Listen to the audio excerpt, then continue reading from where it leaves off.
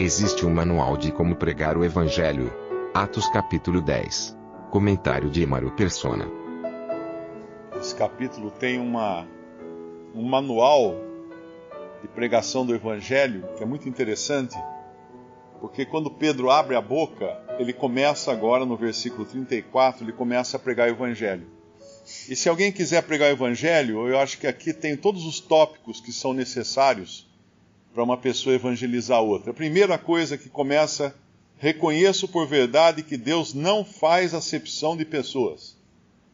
O Evangelho é para todas as pessoas. A graça de Deus é para todos. Pode parecer estranho falar isso, mas se nós pensarmos que até algumas décadas atrás, os Mormons não aceitavam negros na sua congregação, porque não consideravam que eram pessoas como os brancos, então fica muito claro que não é uma coisa de Deus. E quem já leu alguma coisa de Allan Kardec, tem coisas nos livros dele que são extremamente racistas, porque ele estava impregnado da teoria da evolução, que no século XIX tomou conta dos círculos intelectuais da Europa, e ele era um intelectual europeu, francês, e ele então estava dentro da teoria da evolução. E ele dizia que os negros eram uma raça inferior, estavam abaixo dos amarelos e abaixo dos brancos. E eles eram semi-humanos, na linguagem de Allan Kardec. Ele diz que eles não eram humanos como eram os brancos.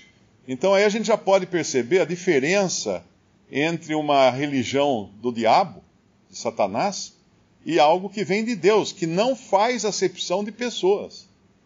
Deus não faz acepção de pessoas. Toda a história da humanidade foi construída em cima de acepção de pessoas.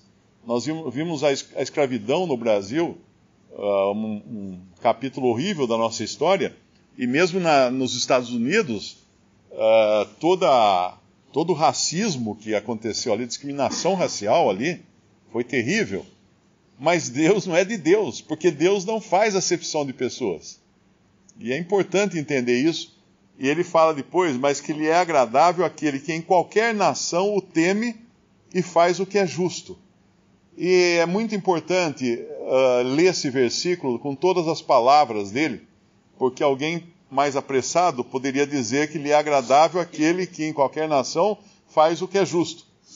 Esquecer do verbo temer.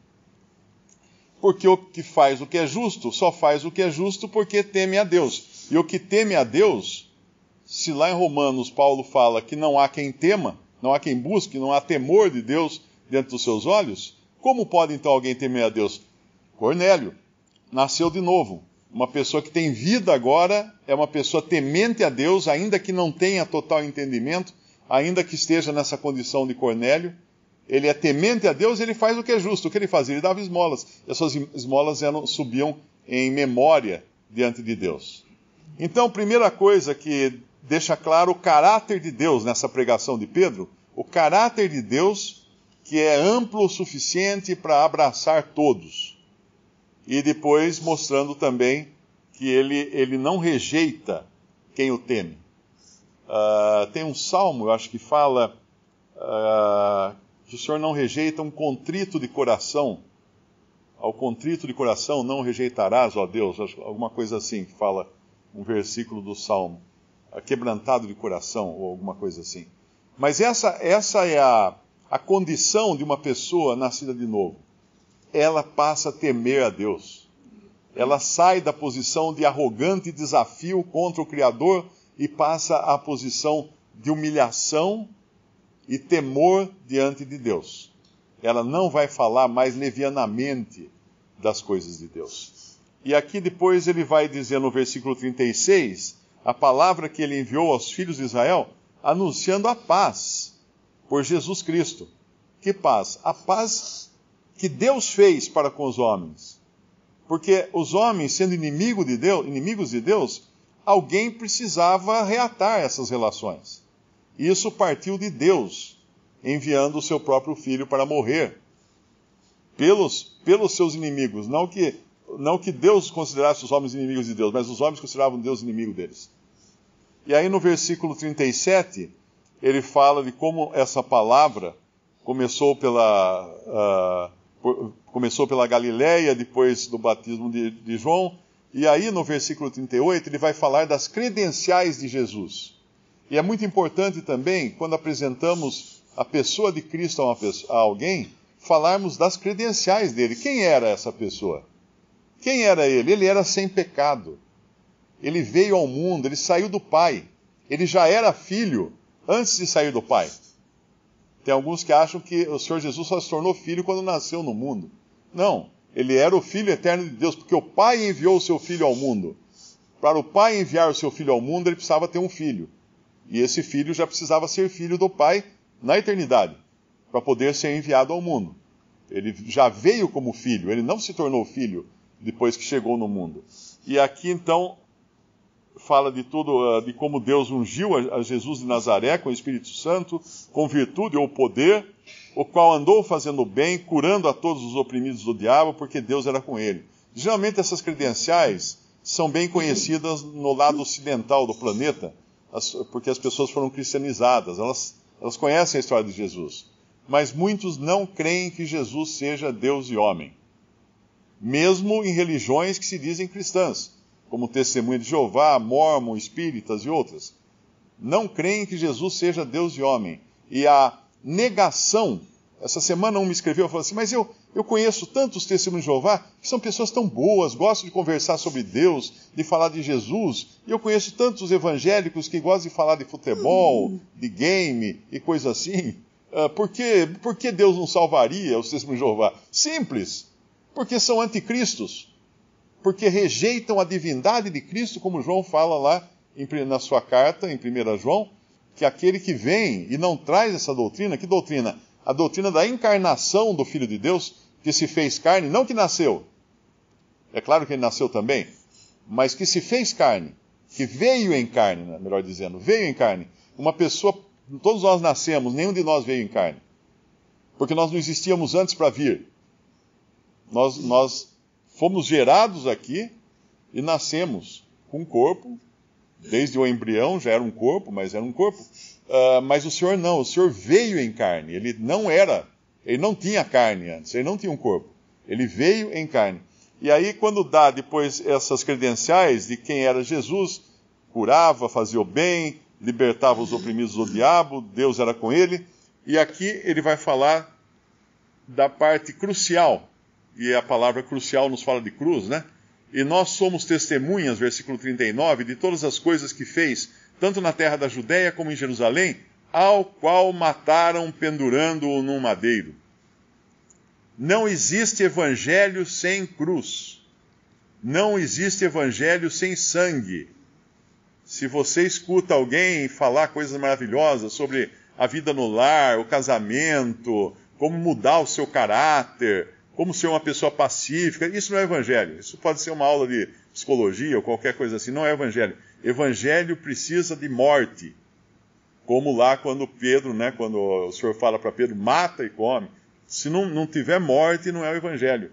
Mataram o Senhor Jesus pendurando-o no madeiro, versículo 39. A este ressuscitou Jesus ao terceiro dia. O evangelho não é evangelho sem ressurreição. E em 1 Coríntios 15, Paulo fala, o evangelho que vos preguei, que Cristo morreu e Cristo ressuscitou. E foi visto por muitas pessoas. Isso é evangelho. Morreu e ressuscitou. Se só tivesse morrido, seríamos os mais miseráveis de todos os homens, como Paulo diz em 1 Coríntios 15, se não há ressurreição, somos os mais miseráveis de todos os homens. Não bastaria Cristo morrer apenas. Morreu e o seu sacrifício foi aceito por Deus e ele ressuscitou ao terceiro dia, no versículo 40, e fez que se manifestasse não a todo o povo, mas as testemunhas que Deus antes ordenara a nós que comemos e bebemos juntamente com ele, depois que ressuscitou dos mortos. Isso aqui é um ponto importante também. O Senhor Jesus ressuscitado não foi visto por nenhum incrédulo. A última vez que o mundo viu Jesus, ele estava na cruz. A próxima vez que o mundo, a incredulidade, vir a Jesus, ele estará descendo para julgar as nações. Não o viram ressuscitado nesse mundo. Tem até um filme que fez sucesso aí, em que eles contam a história de um centurião que vê Jesus ressuscitado e depois ele se converte. Balela. Não existe isso. Apenas, aqui está dizendo muito claro, não a todo o povo, mas as testemunhas que Deus antes ordenara a nós que comemos e bebemos juntamente com ele, depois que ressuscitou dos mortos. E lá em Coríntios fala de mais de 500 irmãos também. E nos mandou pregar ao povo e testificar que ele é o que por Deus foi constituído juiz dos vivos e dos mortos. Então, mais um ponto que não pode faltar no Evangelho: o juízo. Evangelho sem juízo não é Evangelho. Evangelho sem sangue não é Evangelho. Evangelho sem ressurreição não é Evangelho. Evangelho sem um juízo final não é Evangelho. Porque, não, você tem que crer em Jesus, porque assim você vai ter uma vida boa, você vai ter carro novo na garagem, você vai ser curado das suas enfermidades. Mas e se eu não crer? Mas Deus vai cuidar de você ainda de qualquer maneira. Não. Se não crer, vai ter um juízo, vai ter um lago de fogo esperando no final da linha. Então não é evangelho se não tiver juízo também. E mais uma coisa aqui, no versículo 43. O que nos traz então isso? Que é o que o evangelho apresenta para o pecador. A parte que interessa ao pecador é o perdão dos seus pecados. E a este dão testemunho todos os profetas, de que todos os que nele creem receberão o perdão dos pecados pelo seu nome. Olha que versículo cheio aqui. Primeiro, nele creem todos os que pertencem à religião X, do pastor Y, do padre Z. Não. Todos os que nele creem. Porque a doutrina católica prega que apenas os que fazem parte da Igreja Católica são os que poderão ser salvos. Não dão a certeza. Poderão ser salvos. Então não é a fé em Cristo e pelo seu nome nós recebemos o perdão de pecados. A única autoridade que existe para perdoar pecados é aquela do Senhor Jesus. E até os próprios judeus, num determinado momento, reconheciam isso. Ele fala assim, quando o Senhor Jesus perdoa um homem, ele fala assim: quem é esse que perdoa pecados? Só Deus pode perdoar pecados. Como é que ele perdoa pecados? Só Deus pode perdoar pecados. Até eles sabiam disso. Porque o Senhor Jesus pode perdoar pecados. Então esse é o Evangelho completo. Isso aqui serve de manual quando nós nos esquecermos levar a colinha, né, para falar do Evangelho para alguém. Veja se abordou todos esses pontos aqui. Todos esses tópicos da sua cola. Porque só assim o Evangelho é completo.